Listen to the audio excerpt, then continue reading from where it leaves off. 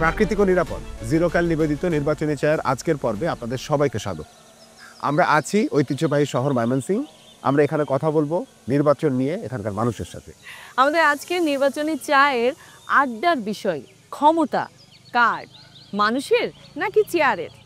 আপনাদের সবাইকে অসংখ্য ধন্যবাদ এখানে পৌঁছানোর জন্য। ক্ষমতা পাওয়ার পর মানুষ বদলে যায়, এটা কি তার দোষ নাকি আমাদের অন্ধ সমর্থনের ফল? একটা দল নির্বাচিত একটা লোককে প্রতিনিধিত্ব করার জন্য যে দিবে, আমার মনে হয় সেই জায়গা থেকে তাদেরকে সঠিক একটা লোককে নির্বাচন করা উচিত, যারা আমরা জনগণ যাতে বিভ্রান্তিতে না পড়ি। ক্ষমতায় যাওয়ার যে প্রক্রিয়াটা, অর্থাৎ দল যখন নমিনেশন দেয় তখন ভুল মানুষকে নমিনেশন দেয় কোনো কোনো ক্ষেত্রে, আবার জনগণ যখন ভোট দেয় তখন সে আবেগের বসে ভুল মানুষটিকে ভোট দিয়ে ফেলে। পরবর্তীতে দেখা যায় যে দ্বন্দ্বের যে সৃষ্টি হয় সেক্ষেত্রে উভয়েরও দোষ থেকে যেতে পারে। আমরা যাতে নির্বাচন করব তাদের কাছ থেকে আমরা সঠিক সেবাটা চাচ্ছি। আসলে জনগণ নিরুপায়, জনগণের করা হাত কিছুই থাকে না। আমরা যাকে ভোট দেই আমরা তাকে বিশ্বাস করে দিই, কিন্তু সে আমাদের সঙ্গে সে বিশ্বাসতা রাখে না। তাই আমি বলবো জনগণের এখানে কোনো হাত নাই। সবারই তো ভোট দিয়ে দেখলাম কে কী করে না করে, একটা নতুন কেউ এসে দেখুক এখন কি হয়, এটা আমি দেখতে চাই। ক্ষমতা অবশ্যই জনগণের, চেয়ারের না। আর জনগণ যদি একত্রিত থাকে সেটা ক্ষমতার আগে হোক আর পরে হোক, এই দেশ বা জাতি পথ হারাবে না। তো আমরা কি আসলে ভোট দেওয়ার সময় আমরা কি সঠিক লোককে দেখি নাকি শুধু দল নেতা মার্কা দেখি? বেশিরভাগ আমরা মার্কা দেখে তা আমরা সঠিক থেকে বিচ্যুত হয়ে যাই। মাসালার মানি যার আছে সে যদি বকলম হয় তাকেই আমরা সমর্থন দিই। এটাই আমাদের ট্রেডিশন। এই চিন্তাধারা থেকে আমাদেরকে বেরিয়ে আসতে হবে। অবশ্যই তারা শুধরায়া চিন্তা ভাবনা করে সঠিক চিন্তা ভাবনা তারা নিয়ে ক্ষমতায় আসবে, এবং তাদেরকে চিন্তা করতে হবে জনগণ কিন্তু কাউকে ছাড় দেবে না।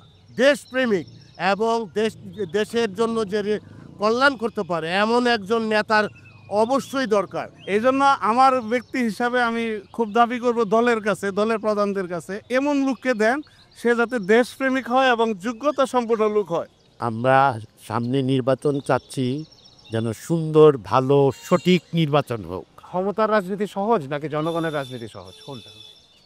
আসলে জনগণের রাজনীতিটা সহজ, কিন্তু জনগণের রাজনীতিটার সুযোগ তো আমরা করতে পারতেছি না ক্ষমতার দাপটের কাছে। কারণ আমরা জনগণ যখন বাছাই করি তখন অনেকটা ভালো সাহায্যে আসে।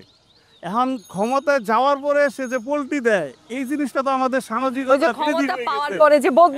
হয়ে গেছে, সামাজিক বেদি হয়ে গেছে। এটা আমাদের যে দল এটা কমিটমেন্ট করবে, আমরা প্রতি বছর আমরা আমাদের সম্পদের হিসাব, আমাদের ক্ষমতার অপব্যবহারের হিসাব এরকম জনগণের মাঝখানে বৈশা প্রত্যেক বছর যদি দেয় তাহলে তাকে পরবর্তী বছরের জন্য চিন্তা ভাবনা করতে হবে। তো আমাদেরকে সচেতন থাকতে হবে, জনগণকে অ্যালার্ট থাকতে হবে, তারপরে সেটা জবাব দিয়ে আমরা আশা করতে পারে। আগে তো আমাদেরকে জবাব চাইতে হবে, সেই ভয়তে ব্যয় করতে হবে। অবশ্যই আমরা একত্রিত থাকি, আমরা যদি জনগণ যদি পুলিশ ভূমিকা পালন করতে পারি, ইনশাল্লাহ বাংলাদেশ আর পিছনে ফিরে তাকাবে। এই পরিবর্তনটা আসতে হবে মূলত আমাদের আইনের শাসনকে সঠিক করা, এবং স্ট্রংলি আইনের শাসনকে টোটালি একদম ইন্ডিপেন্ডেন্ট এবং টোটালি ওইটার উপরে যাতে কারো ক্ষমতা, কারো দাপট যাতে না খাটে। আমার মনে হয় এইবারে নির্বাচনের সময় এসছে মানুষের সঠিক যোগ্য প্রার্থীকে ভোট দেওয়ার। কারণ বিগত 5ই আগস্ট 2024-এর বিপ্লবে বলেন আর গণ অভ্যুত্থানে বলেন, সেটার যে অঙ্গীকার, এবার অবশ্যই নতুন বাংলাদেশ বিনির্মাণে আমরা অবশ্যই সৎ এবং যোগ্য প্রার্থীকে ভোট দেব। আমি সকল দেশবাসীকে এই আহ্বান করছি। বাংলার মানুষ 5 তারিখে বুঝিয়ে দিয়েছে যে সামনে যদি এরকম হয় তাহলে এরকম 5 তারিখের মধ্যে সামনে আরও ঘটনা ঘটতে পারে, যেখানে ক্ষমতার লোভ ছাড়াই উচিত। আর আমরা যেটা চাই যে নির্বাচনের পরে আসলে সেবাটাই যেন আসলে মুখ্য হয়। সবচেয়ে বড় বিষয় হচ্ছে যে মানবিক হওয়া। হ্যাঁ, আমাদের এইটা নির্বাচনের বিষয় নিয়ে আমরা কথা বলছি। আমাদের সমাজের প্রত্যেকটা জায়গায় যে যেখানে আছি আমাদের একটা খুবই অভাব, আমি সেটা করি যে মানবিকতার খুব আস্তে আস্তে এই লেভেলটা নিচের দিকে নেমে আসছে। আপনাদের সবাইকে অসংখ্য ধন্যবাদ। নির্বাচনের আগে পরে ক্ষমতা নিয়ে অনেক গুরুত্বপূর্ণ বিষয় এবং সমাধানও আমরা আজকে পেয়েছি, এবং আমরা একটা জিনিস বুঝতে পারলাম যে কারোর মনে যদি নির্বাচনের সময় ক্ষমতা নিয়ে রাজনীতি করার ইচ্ছাটা থাকে তাহলে তার ভবিষ্যৎ ভালো না। একদম। আমরা এভাবে পুরো ময়মনসিংহে আরো কয়েকটা জায়গায় গিয়ে আরো অনেকের সাথে আড্ডা দিব।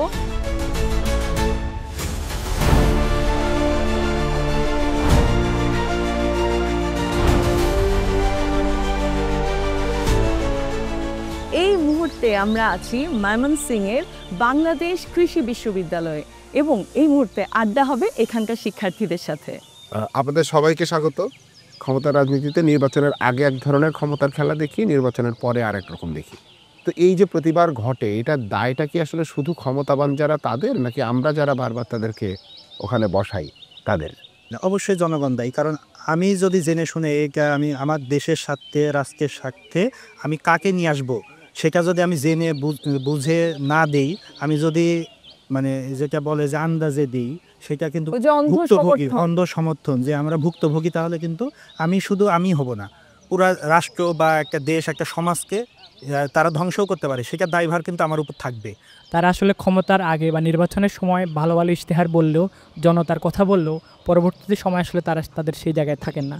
নির্বাচনের আগে নেতারা অনেক প্রতিশ্রুতি দেয়, দিবেই প্রতিশ্রুতি, নেতাদের কাজ হচ্ছে প্রতিশ্রুতি দেওয়া, কিন্তু নির্বাচন যখন হয়ে গেল তখন আমরা জনগণরা মানে সচেতন না। তো আমি মনে করি এখানে মানে নেতারা তো আছে, নেতারা তো চাবেই জিম্মি করার জন্য, এবং আমরা জনগণ হিসাবে মানে সচেতন না, এবং আমরা এক সিস্টেমের ভিতরে ঢুকে যাওয়ার ফলে আমরা কোনো কিছু বলতে পারি না।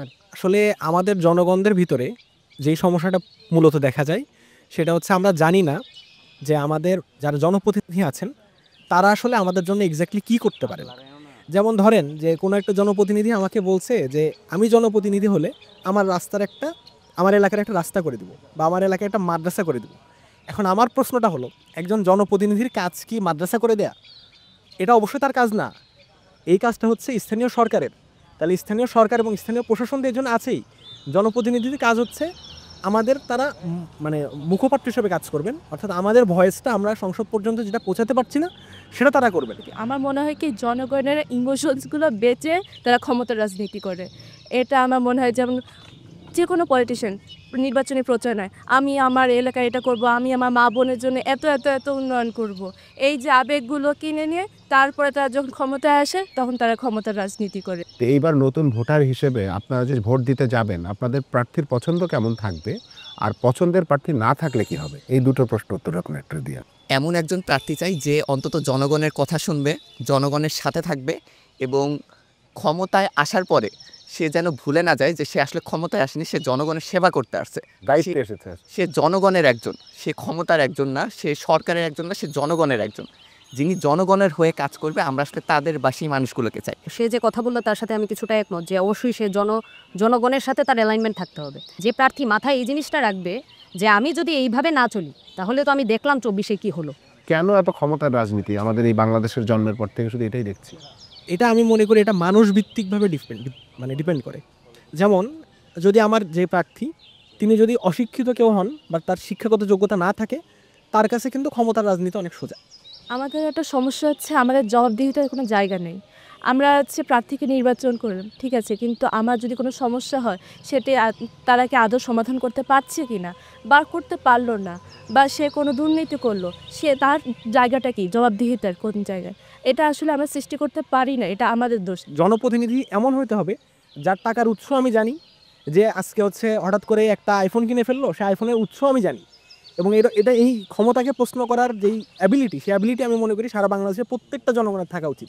24 পরবর্তী সময়ে আমরা যারা এই যে নতুন জেনারেশন আছি, আমরা একটু বোঝার চেষ্টা করতেছি যে না, এখন আমাদেরকে তাকে ভোট দিতে হবে যে কিনা আমাদের জন্য ভালো, যে আসলে জনগণের জন্য মানে কাজ করবে। আমাদের যে কোনো সমস্যা কিংবা যে কোনো দুর্নীতির বিরুদ্ধে ভয়েস রেস করার মতো মানসিকতা থাকতে হবে, যেটা আমরা গত জুলাই কোনো অভ্যুত্থান আমরা দেখেছি। আমরা ভয়েস রেস করেছি বলেই আজকে আমরা এইভাবে কথা বলতে পারতেছি এখানে। যদি আমরা সেখানে ভয়েস রেস করতে না পারতাম, আমরা কিন্তু আজকে এখানে এইভাবে গোল বৈঠকে নির্বাচন নিয়ে কথা বলতে পারতাম না হয়তো এত স্বাচ্ছন্দ্যে। সুতরাং এই যে ভয়েস রেস করার ক্ষমতা, সেটা কিন্তু আমাদের প্রত্যেকের মাঝে থাকতে হবে। এবং আমাদের যে গুড গভর্নেন্সের দরকার, সুশাসন এবং আইনের শাসন, এইটা সব থেকে আগে দরকার। আজকে আমি নিজেই যদি নিজেরই স্ট্যান্ড না থাকে, আমি আরেকজনকে গিয়ে কীভাবে শুধরাবো? তাহলে যখন আমি বুঝলাম যে আমি ভুল ভোট দিয়ে দিছি, বা আমার ভোটটা আমি যাকে দিছিলাম যেরকম ভাবছিলাম সে সেরকম না, তাহলে সেক্ষেত্রে অবশ্যই আমাকে ওই জনগণকে সাথে নিয়ে সে যে ভুল কাজগুলো করতেছে সেইগুলোকে আমাকে ধরায় দিতে হবে। যে 69-এর গণঅভ্যুত্থানের পরে একবার হতাশাগ্রস্ত হলাম, 90-এর পরে একবার হতাশাগ্রস্ত হলাম, এখন আবার 24-এর পরে যেন হতাশাগ্রস্ত না হয়ে পড়ি। আসলে আমরা যেন আমাদের দাবিটা আদায় করে নিই। সর্বশেষ কথা বলতে চাই, আসলে আমরা যদি আমাদের সিস্টেমের পরিবর্তন করতে চাই, আমাদের জনগণকে পরিবর্তন হতে হবে, আমাদের মন মানসিকতাকে পরিবর্তন হইতে হবে, আমাদের করতে হবে। আপনাদের সবাইকে অসংখ্য ধন্যবাদ, অসাধারণ আলোচনা, এবং আমরা বিশ্বাস করি যে আপনাদের তরুণ প্রজন্মের হাত ধরে পুরো বাংলাদেশের ভোটাররা এবার নির্বাচনে একটা নতুন কিছু তৈরি করবে।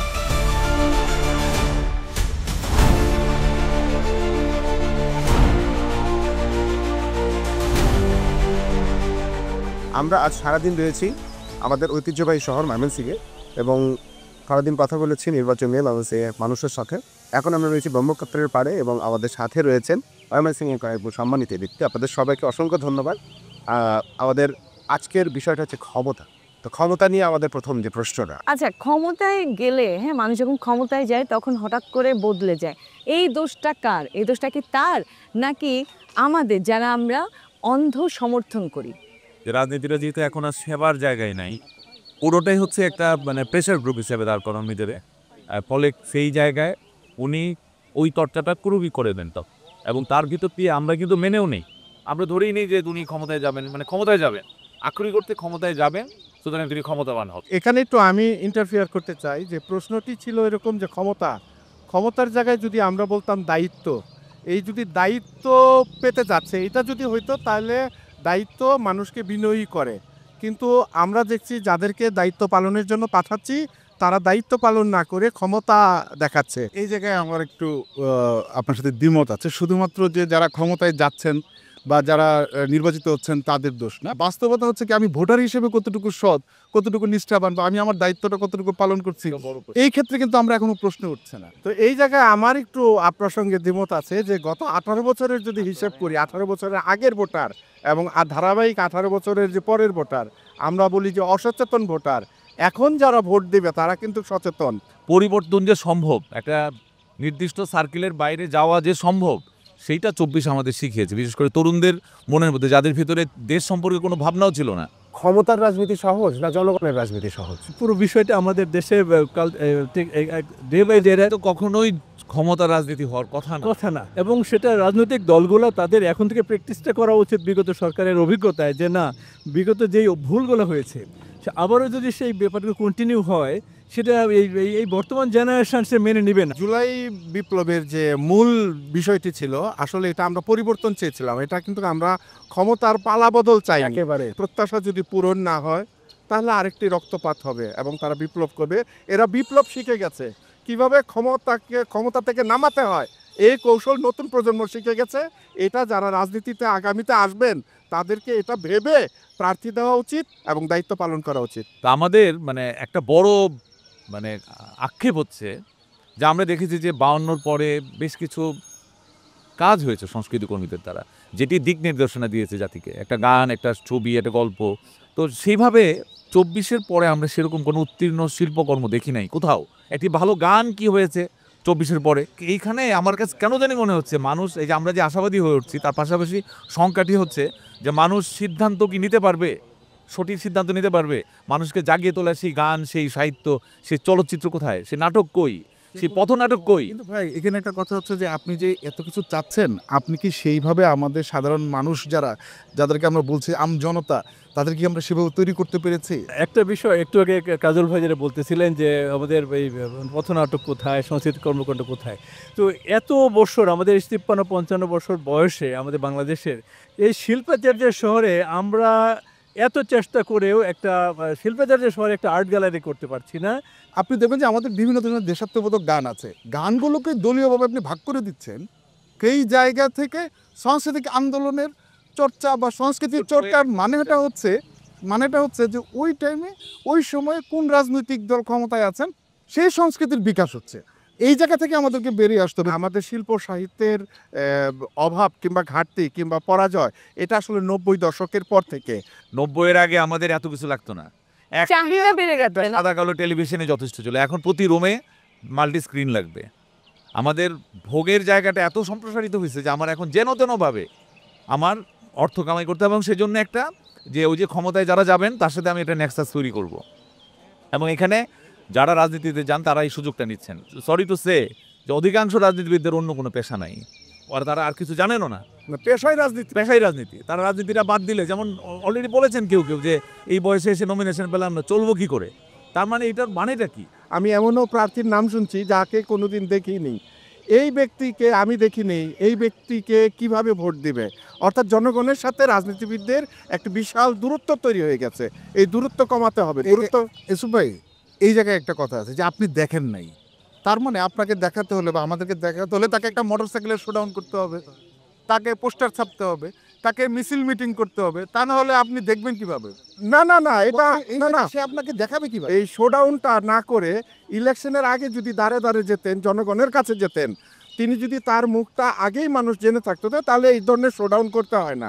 পাবলিকের সাথে যে কথা বলবে, পাবলিকের কাছে যাবে, সে যাবে, আসবে, সাথে আরো 10-15 জন 20 জন লোক থাকবে, স্বাভাবিক, যেটা আমাদের সর্বনিম্ন। এই যে যাওয়া আসা খরচ হবে, ইয়া হবে, এটা তাকে কে দিবে? না, এখানে তো খরচের বিষয় না, এটা হচ্ছে সেবার বিষয়। আপনার পুরো 12টা ইউনিয়নে যাওয়ার দরকার নাই। আপনার কথাটা ভালো কথা যদি বলেন, জনগণের অধিকারের কথা যদি গাঙ্গিনাপাড় মোড়ে বলতেন, তাহলে সবাই জানতো। আমরা কোনো রাজনীতিবিদকে দেখি নাই এই শহরে জনগণের জন্য কথা বলেছে। একটা বিষয় আমরা শাহিদ যে কথাটা বললেন যে ওই খরচটা কোথায় আসবে, এখন তো আগের মতো সেই বিষয় নাই যে প্রতিটা ঘরে ঘরে যে কথা বলে আসলেই কথাটা পৌঁছে যাবে। সামাজিক যোগাযোগ মাধ্যমে সবাই মোবাইল ব্যবহার করছে। বলছে যে আগে কাজটা করতে হবে, নিজের অবস্থান পরিষ্কার করতে হবে, তারপর ভোট চাইতে হবে। আগে ভোট চাইবো, ভোট দিলে তারপর কাজ করব, এই নীতি থেকে। আর যখন আমি নেতা নির্বাচন করব, সেই ইলেকশনের আগের 3 মাসের বিচারে কেন আমি নেতা নির্বাচন করব?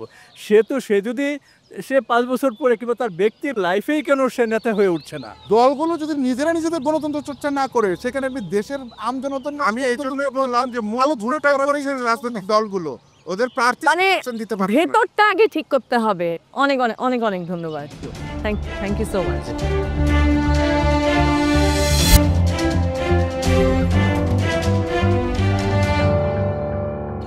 নির্বাচনের আগে ও পরে ক্ষমতার রাজনীতি নিয়ে আলোচনা করে আমরা যেটা বুঝলাম যে ক্ষমতা আসলে সমস্যা না, সমস্যা হলো অন্ধবিশ্বাসে কারো হাতে ক্ষমতাটা তুলে দেয়।